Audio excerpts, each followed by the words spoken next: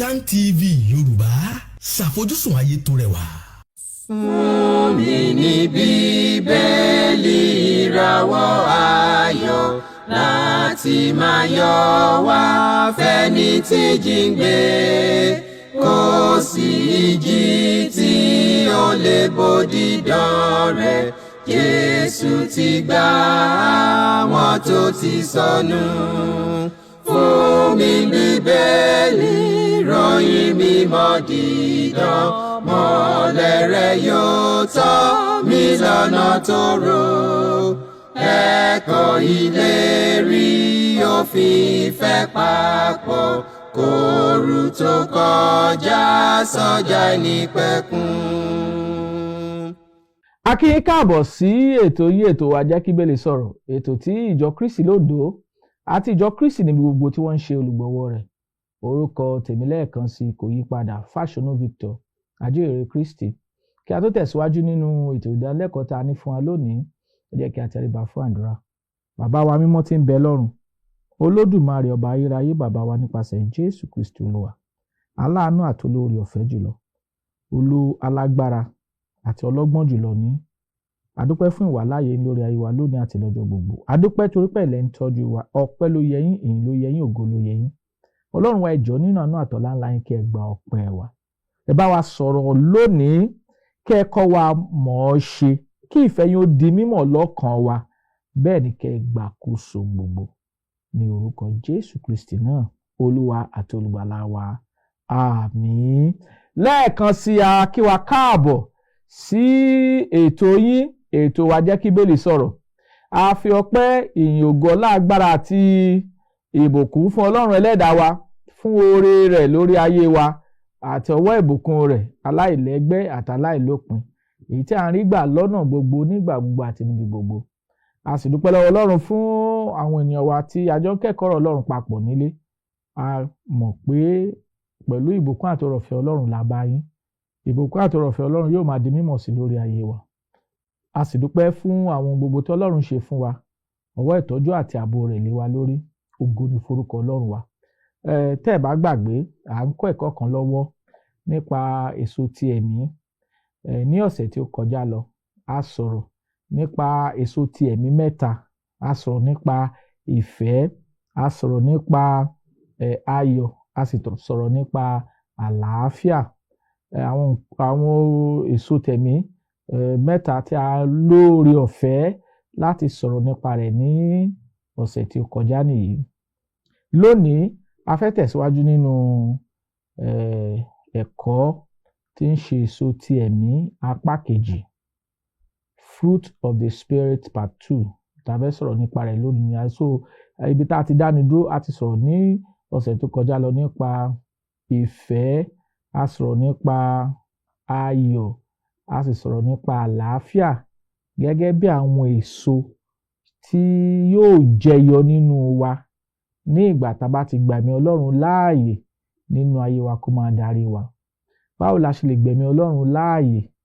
A ti kà á sí wa létí pé Ìṣe Àpọ́sítélì orí kejì, nígbà tá a kíyèsí ẹsẹ̀ 38 tó kà báyìí pé Pétérù sì wí fún wọn pé, ẹ ronúpìwàdà kí a sì baptisi olúkúlùkù ní orúkọ Jésù Kristi fún ìmúkúrò ẹ̀ṣẹ̀ yín, ẹ̀yin ó sì gba ẹ̀bùn ẹ̀mí mímọ́. Ohun tá a rí kà nínú ọ̀rọ̀ Ọlọ́run ni bí ènìyàn ṣe ń gba ẹ̀mí Ọlọ́run nìyí gẹ́gẹ́ bí àkọsílẹ̀ ọ̀rọ̀ Ọlọ́run.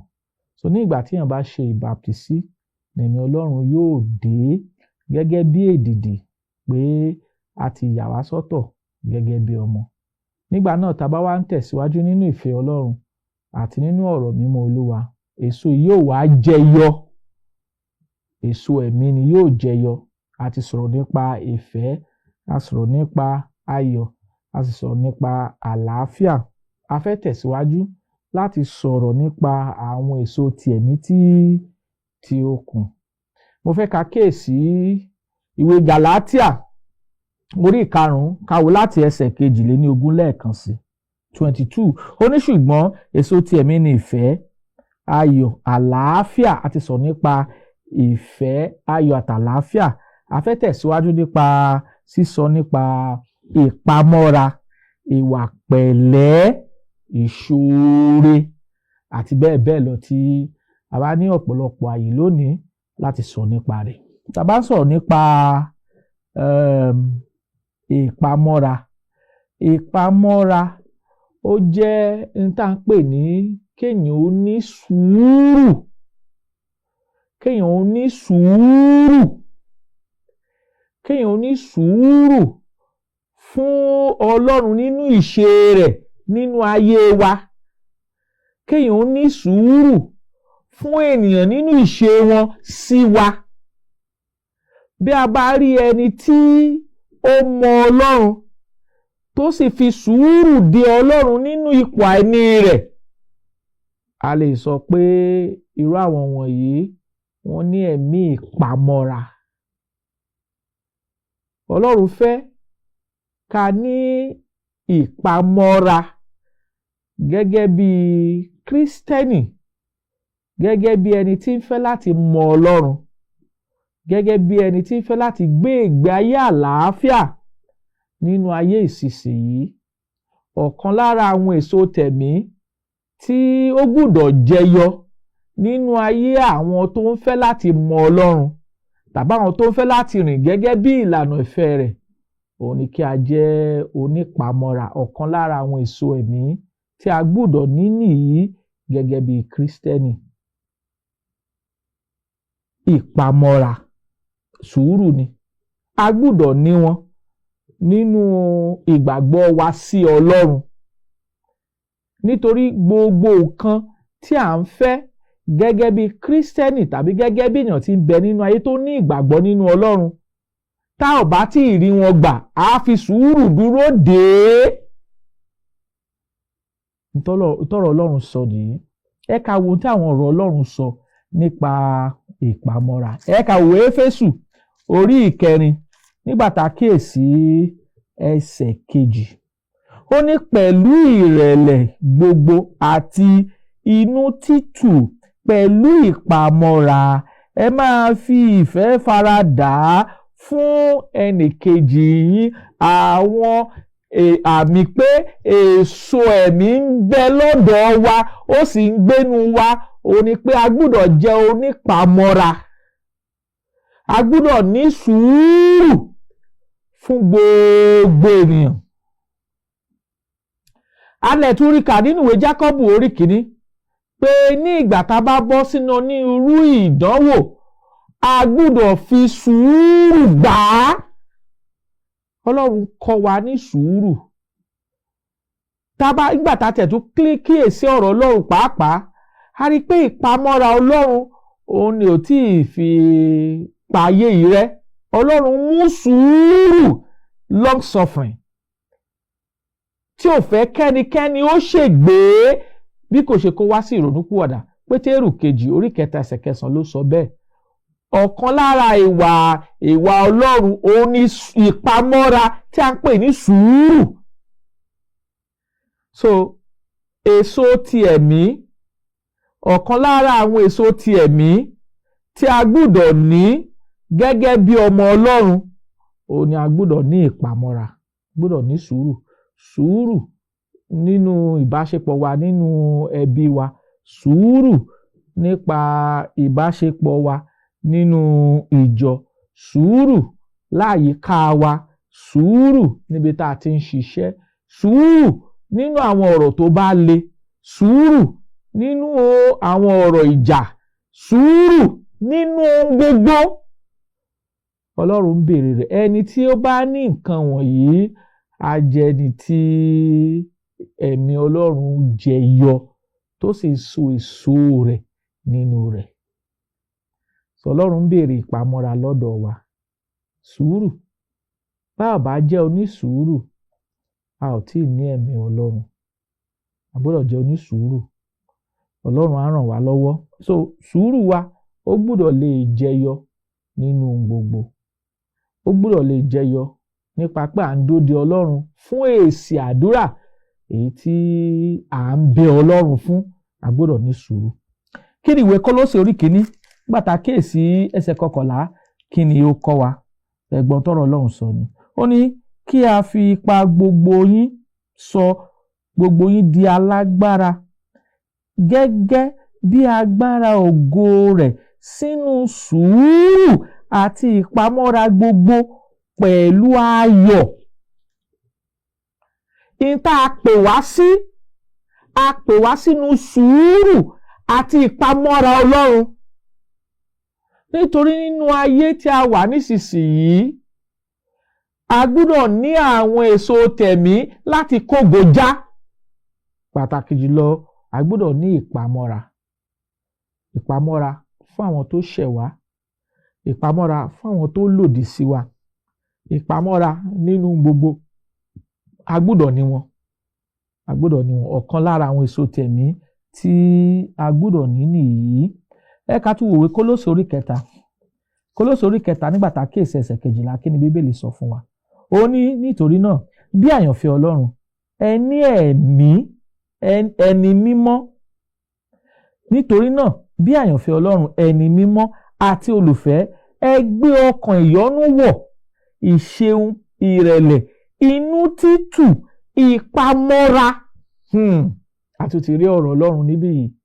A gbọ́dọ̀ gbé wọ̀. Tó wá pé lóòótọ́ lẹ̀mí Kristi ń gbénu wa, ó gbọ́dọ̀ jẹyọ nínú wa. A gbọ́dọ̀ gbé ẹ̀mí yìí wọ̀, ẹ̀mí ìpamọ́ra. A gbọ́dọ̀ gbé wọ̀ gẹ́gẹ́ bí ènìyàn tó ń fẹ́ láti sin Ọlọ́run nísinsìnyí. Kì í ṣe pé ká mọ ọ̀rọ̀ Ọlọ́run nìkan, tàbí kì í ṣe pé ká lè pín ọ̀rọ̀ Ọlọ́run bó ti tọ́ àti bó ti yẹ nìkan. A gbọ́dọ̀ lè ní ẹ̀mí ìṣeun, ìpamọ́ra, sùúrù àti bẹ́ẹ̀ bẹ́ẹ̀ lọ. Èyí tí a dárúkọ nínú ìwé Kólósè orí 3 ẹsẹ̀ 12. Ó ṣe pàtàkì fún wa láti ní àwọn nǹkan wọ̀nyí.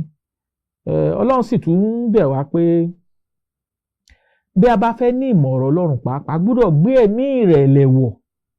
Ẹ̀gbọ́n tí ìwé Jákọ́bù orí 1 tó kọ́ wa nípa pé tá a bá fẹ́ mọ ọ̀rọ̀ Ọlọ́run, a gbọ́dọ̀ gbé ẹ̀mí ìrẹ̀lẹ̀ kí a gbé wọ̀. Èyí tí ọ̀pọ̀lọpọ̀ kò ní nínú ayé ìsinsìnyí.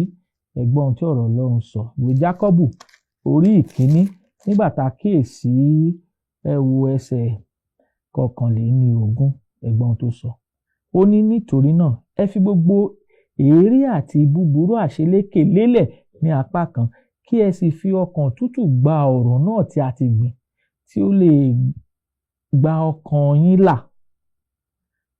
Ọlọ́run sọ pé a gbọ́dọ̀ fi ẹ̀mí ìrẹ̀lẹ̀ gba ọ̀rọ̀ Ọlọ́run sínú ọkàn wa. Kí nìdí tá a fi ní òye Ọlọ́run tó, tàbí tá a fi kún fún ẹ̀mí Ọlọ́run tó? Ọ̀kan nínú rẹ̀ ni pé a ò fi sùúrù gba ọ̀rọ̀ náà. A gbọ́dọ̀ ní ẹ̀mí ìpamọ́ra. Ọ̀kan lára àwọn èso tẹ̀mí tí a gbọ́dọ̀ ní, tó gbọ́dọ̀ jẹyọ nínú wa nìyí. Àwa tá a ti gbọ́ ọ̀rọ̀ Ọlọ́run, tí a ti gbà á, tí a ti ronúpìwàdà, tí a ti fẹnu ara wa jẹ́wọ́ ìgbàgbọ́ pé Jésù ọmọ Ọlọ́run ní ṣe, tá a sì ti jọ̀wọ́ ara wa fún ìrìbọmi. A gbọ́dọ̀ fi àyè sílẹ̀ fún ẹ̀mí Ọlọ́run láti jẹyọ, láti dàgbà, tí tá a fi so èso rẹ̀ fún ògo Ọlọ́run nínú wa. Ó ṣe pàtàkì, ó ṣe kókó. Àwọn tí ò sì tí ì ní ẹ̀mí ìpamọ́ra, àwọn tẹ́ ò ṣe ní láti ní ẹ̀mí ìpamọ́ra, ẹ gbọ́dọ̀ gbọ́ ọ̀rọ̀ Ọlọ́run, ẹ gbọ́dọ̀ gbàgbọ́, ẹ gbọ́dọ̀ ronúpìwàdà, ẹ gbọ́dọ̀ fẹnu ara yín jẹ́wọ́ ìgbàgbọ́ pé Jésù ọmọ Ọlọ́run ní ṣe. Bẹ́ẹ̀ ni a gbọ́dọ̀ ṣe ìrìbọmi fún yín gẹ́gẹ́ bí àṣẹ tí Kristi fi lọ́lẹ̀ pé ẹnikẹ́ni tí ó bá gbàgbọ́ tí a sì baptisi rẹ̀, òun ni yóò là. Ẹni tí kò bá gbàgbọ́ yóò jẹ̀bi. A gbọ́dọ̀ ṣe ohun tí Ọlọ́run gbé kalẹ̀ gẹ́gẹ́ bí àṣẹ. Nígbà náà lẹ̀mí Ọlọ́run yóò dé, yóò wọnú wa. Àwa bẹ́ẹ̀ sì ń gbà láàyè láti so èso ìgbàlà, láti so èso onírúurú èso. Ọ̀kan lára wọn ni ìpamọ́ra. Ọlọ́run yóò ràn wá lọ́wọ́ láti máa ṣèfẹ́ Ọlọ́run lórúkọ Jésù. Ẹ ká padà sí ìwé Kólósè, ìwé Gàlátíà yẹn lẹ́ẹ̀kan sí. Ká padà sí ìwé Gàlátíà torí pé à ń wo àwọn èso ti ẹ̀mí. A ti sọ nípa ìpamọ́ra. Ẹ ká sọ nípa ìwà pẹ̀lẹ́, gentleness. Ó ní nǹkan ṣe pẹ̀lú ẹ̀mí ìrẹ̀lẹ̀ àti ẹ̀mí ìdúpẹ́ sí Ọlọ́run. Bí ènìyàn bá ní ẹ̀mí pẹ̀lẹ́, bí wọ́n bá jẹ́ oníwà pẹ̀lẹ́, ohun tó ń sọ ni pé irú ẹni bẹ́ẹ̀ lẹ́mí ìrẹ̀lẹ̀ sí Ọlọ́run, ó sì ní ẹ̀mí ìdúpẹ́ fún gbogbo tí Ọlọ́run ti ṣe. Ìdàkejì rẹ̀ ni pé kéèyàn jẹ́ onígbéraga. Ọlọ́run ti sọ nínú ọ̀rọ̀ rẹ̀ pé ó kórìíra àgbéraga. Ìtọ́rọ̀ Ọlọ́run sọ ni. Ṣé tó bá ní ìwà pẹ̀lẹ́, Ọlọ́run sì ń béèrè ìwà pẹ̀lẹ́ lọ́wọ́ gbogbo. Tí o bá ní ìwà pẹ̀lẹ́, ó túmọ̀ sí pé èèyàn ní ẹ̀mí ìrẹ̀lẹ̀, èèyàn sì ní ẹ̀mí ìdúpẹ́ sí Ọlọ́run. Ẹni tó bá ní ìwà pẹ̀lẹ́ á mọ̀ pé Ọlọ́run ní olórí, òun ni orí ohun gbogbo, òun ni orísun ohun rere gbogbo fún wa. Á mọ̀ pé láìsí Ọlọ́run, ohun gbogbo tí a ní tàbí tí ó ní ọ̀dọ̀ rẹ̀ ló ti wá. Ìwé Jákọ́bù orí kìíní ẹsẹ̀ 17, James 1:17, ó sọ fún wa pé onírú ẹ̀bùn gbogbo ó ti ọ̀dọ̀ bàbá wá, ẹni tí kò sí àyídáyidà. Oríṣiríṣi ẹ̀bùn rere gbogbo ọ̀dọ̀ Ọlọ́run ló ti wá. Ẹni tó ní ìwà pẹ̀lẹ́ á gbà pé onírú ìbùkún gbogbo tí òun ti rí gbà láti ọ̀dọ̀ Ọlọ́run ni. Ìyẹn náà la máa fi hùwà. Kò ní gbà pé ohun gbogbo tóun ní, òun ni ó fi ọgbọ́n tàbí ìmọ̀ òun kó wọn jọ. Ọ̀rọ̀ Ọlọ́run tún sọ fún wa nínú ìwé Deuteronomy orí kẹjọ nígbà tá a kíyèsí ẹsẹ̀ 18. Ó sọ fún wa pé Ọlọ́run sọ fún àwọn Ísírẹ́lì, ó ní òun lòun fún wọn ní okun láti ṣiṣẹ́ àti láti kó ọrọ̀ jọ. Bí ènìyàn bá lókun kò lè ṣiṣẹ́, bí ènìyàn bá dẹ̀ ṣiṣẹ́ kò lè kó ọrọ̀ jọ. A gbọ́dọ̀ gbà pé ìwà pẹ̀lẹ́ máa jẹ́ kéèyàn ó gbà pé ohun gbogbo tóun ní àtọ̀dọ̀ Ọlọ́run ló ti wá, àti wípé pẹ̀lú ìdúpẹ́ sí Ọlọ́run la máa fi jẹ́ kó hùwà pẹ̀lẹ́, torí pé ó gbà pé Ọlọ́run ni orísun ohun gbogbo tí òun ní. A jẹ́ oníwà pẹ̀lẹ́, ìwà tútù sí àwọn ènìyàn gbogbo, àtàwọn tó hùwà rere sí àtàwọn tí ò hùwà rere sí. Àwọn kan wọ̀nyí ṣe pàtàkì, ó ṣe kókó. Ó sì èèyàn tó bá ó nílò kéèyàn jẹ́ alágbára ènìyàn, a strong man, láti gbé ìgbé ayé ìwà pẹ̀lẹ́. Ó nílò kéèyàn jẹ́ ẹni tó lágbára. It takes a strong man to live a gentle spirit or a gentle life. So èso ẹ̀mí ni. Kò sí bí èèyàn ṣe lè gbé ìgbé ayé ìwà pẹ̀lẹ́ láì bá ní ẹ̀mí Ọlọ́run. Kò sí bí èèyàn ṣe lè jẹ́ ní pẹ̀lẹ́ láì bá ní ẹ̀mí Ọlọ́run. Èèyàn kì í ní ẹ̀mí pẹ̀lẹ́ nítorí pé ó fẹ́ lẹ́mí pẹ̀lẹ́. Ẹ̀mí Ọlọ́run á máa jẹ́ kí ìwà pẹ̀lẹ́ ó rọrùn fún wa láti gbé ayé pẹ̀lẹ́ kó rọrùn fún wa láti gbé. Ó sì máa ń jẹ́ kí ìgbé ayé Kristi, ìgbé ayé tí Kristi gbé kó rọrùn fún wa láti gbé tá bá lẹ́mí Ọlọ́run. Bá bá lẹ́mí Ọlọ́run á nira. A lè rí kà nínú ìwé Róòmù orí 8 pé ara ṣe lòdì sí ẹ̀mí. Ara ṣe lòdì sí ẹ̀mí ní gbogbo ìgbà. Ara ò lè ṣe ohun tẹ̀mí. Ohun tẹ̀mí là ń sọ nípa rẹ̀ yìí, tí ń ṣe èso tẹ̀mí. Ẹni tó bá wà nípa tara kò lè gbé ìgbé ayé pẹ̀lẹ́. Ìgbé ayé jàgídíjàgan ni ó máa gbé. Ẹni tó bá sì ń gbé ìgbé ayé jàgídíjàgan kò gba ẹ̀mí Kristi. A sì gbọ́dọ̀ gba ẹ̀mí Kristi. Ẹ ká tún tẹ̀síwájú. Ẹ ká tún wo ìṣoore.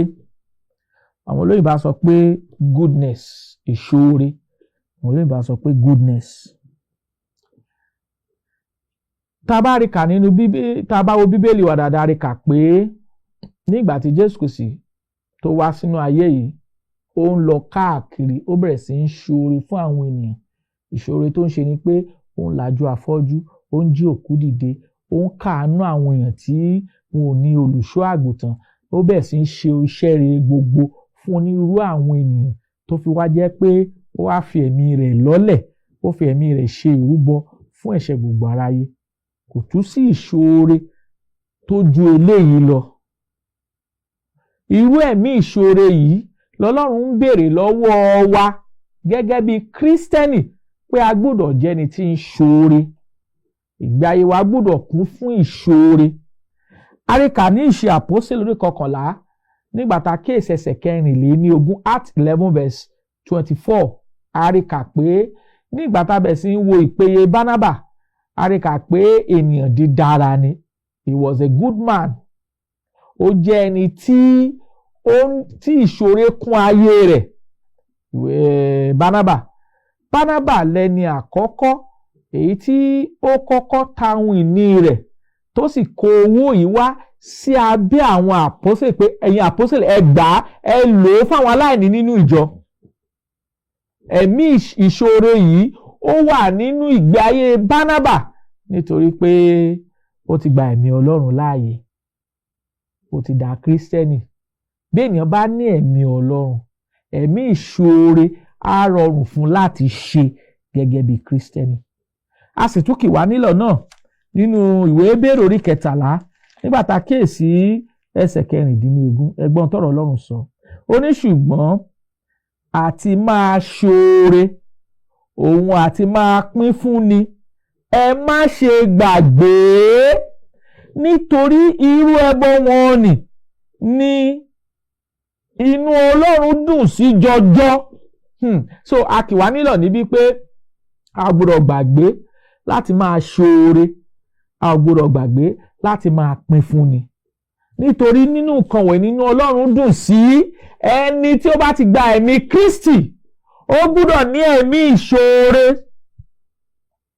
ó gbọ́dọ̀ ní ẹ̀mí ìṣoore torí pé Kristi lọ káàkiri ó bẹ̀ sí í ṣoore fún àwọn ènìyàn, ó ń tọ́jú àwọn aláìní, ó ń jí òkú dìde, ó ń pèsè oúnjẹ fáwọn tí kò lóúnjẹ, ó ń ṣe onírúurú iṣẹ́ àmì àti iṣẹ́ ìyanu. Ìṣoore nìyí. Àwa tá a mọ Ọlọ́run, àwọn tó fẹ́ láti mọ Ọlọ́run, wọ́n gbọ́dọ̀ kún fún ẹ̀mí yìí. Eléyìí ṣe pàtàkì, ó ṣe kókó. A gbọ́dọ̀ ṣoore fún àwọn aláìní, a gbọ́dọ̀ ṣoore fún àwọn opó àtàwọn aláìní bàbá. Èyí tí Ọlọ́run kọ́ wa nìyí. So á sì rọrùn fún wa ní ìgbà tí ẹ̀mí Ọlọ́run bá ń gbénu wa, torí ẹ̀mí Ọlọ́run tó ń gbénu wa òun ni yóò so èso nǹkan wọn yìí nínú wa. So bí ènìyàn bá lòun mọ Ọlọ́run, tí ìṣòro jẹ́ ohun tó nira láti ṣe fún, kò tí ì mọ Ọlọ́run tó, kò ní ìfẹ́ Ọlọ́run tó, kò sì ní òye Ọlọ́run tó. Eléyìí gbọ́dọ̀ yé wa bí a ti ń tẹ̀síwájú. À ń wo àwọn èso ti ẹ̀mí, a sì ti wo ìfẹ́, ayọ̀, àlàáfíà, a ti wo ìpamọ́ra, a ti wo ìwà ìpẹ̀lẹ́, a sì ń wo ìṣoore lọ́wọ́lọ́wọ́. Ọlọ́run ń béèrè lọ́wọ́ Kírísítẹ́nì olóòótọ́ pé a gbọ́dọ̀ lẹ́mìí ìṣoore. Ọ̀kan lára àwọn èso tẹ̀mí tá a farahàn nínú ìgbé ayé wa nìyí bí a ti ń tẹ̀síwájú ìrìn àjò wa níwájú Ọlọ́run nípasẹ̀ Jésù Kristi. So bí ẹ̀mí ìṣoore bá sí nínú wa, nǹkan kan ti ṣe ìgbàgbọ́ wa nínú Ọlọ́run nípasẹ̀ Kristi. Ẹ ká tún wo ìgbàgbọ́. Ìgbàgbọ́ òní kéèyàn gba Ọlọ́run gbọ́ gẹ́gẹ́ bí ọ̀rọ̀ rẹ̀. Ọ̀pọ̀lọpọ̀ ló gba Ọlọ́run gbọ́ lónìí tí kìí ṣe gẹ́gẹ́ bí ọ̀rọ̀ Ọlọ́run. Ǹjẹ́ a lè pèlè ní ìgbàgbọ́ bí? Ìdáhùn ni pé rárá. Ìgbàgbọ́ òun ni kí a gba Ọlọ́run gbọ́ gẹ́gẹ́ bí ọ̀rọ̀ rẹ̀, gẹ́gẹ́ bí àgbékalẹ̀ tó ti gbé kalẹ̀ nínú Bíbélì fún wa tá a pè ní ìgbàgbọ́ nìyí. Ìwé Hébérù orí 11 nígbà tá a kíyèsí ẹsẹ̀ 1, a rí kà níbẹ̀ pé ǹjẹ́ ìgbàgbọ́ ni ìdánilójú ohun tí a ń retí, ìjẹ́rìí ohun tí a kò rí. Ní ìgbà tá a wo ìwé Hébérù orí 11 ẹsẹ̀ 6, Bíbélì ní láìsí ìgbàgbọ́ kò ṣeé ṣe láti wu Ọlọ́run, nítorí ẹnikẹ́ni tó bá máa gbàgbọ́ ní láti gbàgbọ́ pé ó ń bẹ àti wípé òun ni olùṣẹ̀san fún àwọn tó bá fi ara balẹ̀ wá. Ìwé Hébérù orí 11 ẹsẹ̀ 6 ló sọ bẹ́ẹ̀. Ìgbàgbọ́ nínú kíni? Ìgbàgbọ́ nínú pé Jésù Kristi ọmọ Ọlọ́run ní í ṣe. Gẹ́gẹ́ bí ìtàpé ní ìgbàgbọ́ ni pé a gbọ́dọ̀ jẹ́ onígbàgbọ́ gẹ́gẹ́ bí àkọsílẹ̀ Bíbélì. Kristi náà sọ̀rọ̀ kan fún wa nínú ìwé Jòhánù orí 14 ẹsẹ̀ 1. Nígbà tó kọ́ àwọn ọmọlẹ́yìn rẹ̀ jọ tó kọ́ wọn, ó sọ fún wọn pé ẹ má ṣe jẹ́ kí ọkàn yín kí ó dàrú. Ẹ gba Olúwa Ọlọ́run gbọ́ kí ẹ sì gbà mí gbọ́ pẹ̀lú. Àwọn olóyìnbó sọ pé fundamentals ó ṣe pàtàkì. Tá bá ń sọ pé ọ̀kan lára àwọn èso ẹ̀mí òun ni ìgbàgbọ́, òun ni pé a gbọ́dọ̀ gbàgbọ́ gba Ọlọ́run gbọ́ gẹ́gẹ́ bí àkọsílẹ̀ ọ̀rọ̀ rẹ̀ tó ti kọ fún wa. Bí a bá sọ pé a jẹ́ onígbàgbọ́, ìwà ìgbàgbọ́ wa tàbí ìṣeun ìgbàgbọ́ wa ó gbọ́dọ̀ dó lórí àkọsílẹ̀ ọ̀rọ̀ náà tó Olúwa ti gbé ka iwájú wa. So bí ènìyàn bá lóun jẹ́ onígbàgbọ́ tí kì í ṣe gẹ́gẹ́ bí àkọsílẹ̀ ọ̀rọ̀ Ọlọ́run, kì í ṣe onígbàgbọ́ gẹ́gẹ́ bí ọ̀rọ̀ mímọ́ Olúwa. So ọ̀kan lára àwọn èso tẹ̀mí tí a gbọ́dọ̀ ní òun ni ìgbàgbọ́ sí Ọlọ́run alààyè, ìgbàgbọ́ pé Jésù Kristi òun ni ọmọ Ọlọ́run alààyè, ìgbàgbọ́ pé nípasẹ̀ rẹ̀ la fi ní ìdáǹdè, ìyè, ìràpadà kúrò nínú ẹ̀ṣẹ̀ wa. Ìgbàgbọ́ tá a tún gbọ́dọ̀ ní ni pé ó kú, àsìkò rẹ̀ ó sì jíǹde ní ìjọ́ kẹta fún ìràpadà àti ìdáǹdè gbogbo ìran ènìyàn. Níta pé ní ìgbàgbọ́ nìyí. So ẹ̀mí Ọlọ́run òun yóò jẹ́ kí ìgbàgbọ́ ọ̀rọ̀ Ọlọ́run kó di mímọ̀ ní inú wa. Ìgbàgbọ́ gẹ́gẹ́ bí èso tẹ̀mí á jẹ́ ká gbàgbọ́ pé Jésù Kristi òun ni orísun ìgbàlà fún olúkúlùkù àwọn ẹni tó bá gbàgbọ́. Ìwé Hébérù orí 5 nígbà tá kéèsì ẹsẹ̀ 8 sí 9 olóṣọ̀bẹ òun lórísun ìgbàlà wa, òun sì ní ìpìlẹ̀. Ìwé Kọ́ríńtì kìíní orí 7 sí 11 ó ní kò sí ìpìlẹ̀ mìíràn tẹ́nikẹ́ni lè fi lélẹ̀ ju èyí tá a ti fi lélẹ̀ lọ, tí í ṣe Jésù Kristi. Kristi ní ìpìlẹ̀ ohun gbogbo. Kristi sì ti gbé ìjọ rẹ̀ kalẹ̀. Ó gbé ìjọ rẹ̀ kalẹ̀. Matthew 16:18 Kristi sọ fún àwọn ọmọlẹ́yìn rẹ̀ pé ìwọ ni Pétérù, lórí àpáta yìí lèmi yóò kọ́ ìjọ mi lé, ẹnu ọ̀nà ipò òkú kì yóò sì lè borí rẹ̀. Bí a bá jẹ́ onígbàgbọ́, tá a bá ní èso ẹ̀mí tí a ń pè ní ìgbàgbọ́, a gbọ́dọ̀ gba ọ̀rọ̀ yìí gbọ́ pé Jésù Kristi ti ṣèlérí pé òun yóò gbé ìjọ rẹ̀ kalẹ̀, ó sì gbé e kalẹ̀. Ó gbé e kalẹ̀ lórí ìpìlẹ̀ àwọn àpọ́stélì àti àwọn wòlíì tí Kristi fúnra ara rẹ̀ jẹ́ pàtàkì igun ilé. Ìwé Éfésù orí 2 ẹsẹ̀ 20. Níta a gbọ́dọ̀ jẹ́ onígbàgbọ́ sí nìyí. Ọ̀rọ̀ Ọlọ́run, àgbékalẹ̀ Ọlọ́run. A gbọ́dọ̀ jẹ́ onígbàgbọ́ pé Jésù Kristi ti gbé ìjọ rẹ̀ kalẹ̀, ó sì ní ìgbà àwọn àpọ́stélì wọ́n sì tọ̀ mọ́lẹ̀ ìjọ náà káàkiri gbogbo àgbáyé ní ìgbà náà. Ní ìgbà tí Paul ń kọ̀wé sáwọn ará Rome nínú ìwé Róòmù orí 14 nígbà tá kéèsì ẹsẹ̀ 14 16 ó ní ẹ fi ìfẹnukẹnu mímọ́ kí ara yín. Romans 16 gbogbo ìjọ Kristi ń kí yín. Nígbà tá kéèsì 17 ó ní ará èmi bẹ̀ yín, ẹ máa ṣọ́ àwọn tí ń ṣe ìyapa àti àwọn tó mú ohun ìkọ̀sẹ̀ wá lòdì sí ẹ̀kọ́ tí ẹ ti kọ́, ẹ kúrò ní ìsọ̀n. Ìgbàgbọ́ nìyí. Bàbá dó ẹ̀wọ̀ 18 ó ní àwọn tó rí bẹ́ẹ̀. Romans 16:18 wọn kò sí Jésù Kristi Olúwa wa bí kò ṣe ikùn ara wọn, ọ̀rọ̀ rere àti ọ̀rọ̀ dídùn ni wọ́n fi pa àwọn tí kò mọ̀ méjì ní ọkọ̀dà. Tọ́rọ̀ Ọlọ́run sọ nìyí. Ìta ń pè ní ìgbàgbọ́ nìyí. Ìgbàgbọ́ sí Ọlọ́run, ìgbàgbọ́ sí ọ̀rọ̀ rẹ̀ nípasẹ̀ Kristi. Ìta ń pè ní ìgbàgbọ́ nìyí. Àsìpá aláṣẹ fún apá gbọ́dọ̀ dúró nínú ìgbàgbọ́. A gbọ́dọ̀ jẹni tí ó ń jà gidi fún ìgbàgbọ́ kan ṣoṣo tí a ti fi lélẹ̀ fún àwọn ènìyàn mímọ́. We must contend earnestly for the faith that was given to the saints once and for all. A ti fi ìgbàgbọ́ lélẹ̀ fún wa lẹ́ẹ̀kan ṣoṣo. Ìgbàgbọ́ yìí ni a lè rí àgbékalẹ̀ rẹ̀ nínú ọ̀rọ̀ mímọ́ Olúwa. Òun la gbọ́dọ̀ tẹ̀lé. Níta pé ní ìgbàgbọ́ nìyí.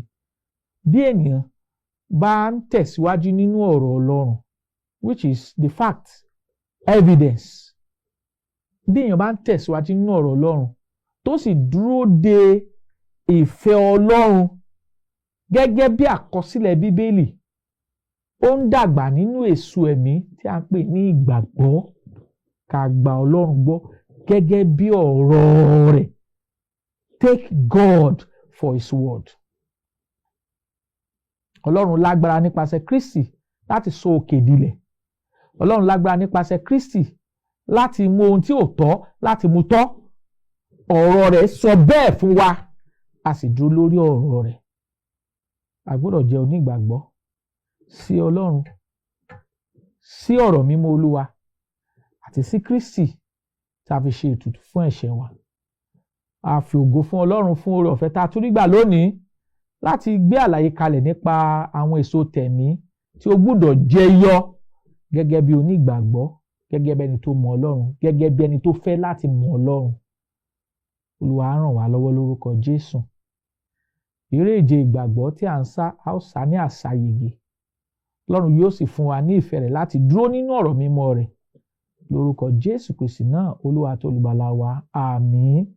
Tí ẹ bá fẹ́ láti béèrè ìbéèrè tàbí ẹ̀bẹ̀ fún àdúrà, àwọn nọ́mbà tá ó pè wá sí nìyí. Ẹ̀kọ́ ìṣìn tẹ̀síwájú lágbára Ọlọ́run ní ọ̀sẹ̀ tó ń bá ó parí ẹ̀.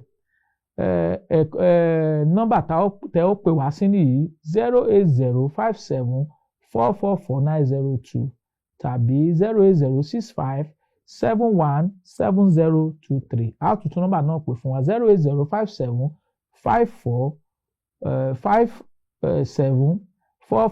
08057544902 tàbí 08065717023. Kí àlàáfíà àti wàláàyè Ọlọ́run kí ó máa bá wa gbé, kó sì kọ́ wa mọ̀ ọ́ ṣe, kó sì fún wa ní ẹ̀mí rẹ̀ gẹ́gẹ́ bí ìfẹ́ rẹ̀. Lórúkọ Jésù Kristi Olúwa wa, àmín. Fún mi ní Bíbélì ìràwọ̀ ayọ̀ láti máa yọ wá fẹ́ni tí jíǹgbé, kò sí ìjì tí ó lè bòdì dán rẹ̀. Jésù ti gbà àwọn tó ti sọnù. Fún mi Bíbélì ìròyìn mímọ́ dídán, mọ́lẹ̀ rẹ̀ yóò tọ́ mi lọ́nà tòrò. Ẹ̀kọ́ ìlérí òfin ìfẹ́ papọ̀, kóru tó kọjá sọ́jà ìnípẹ̀kun.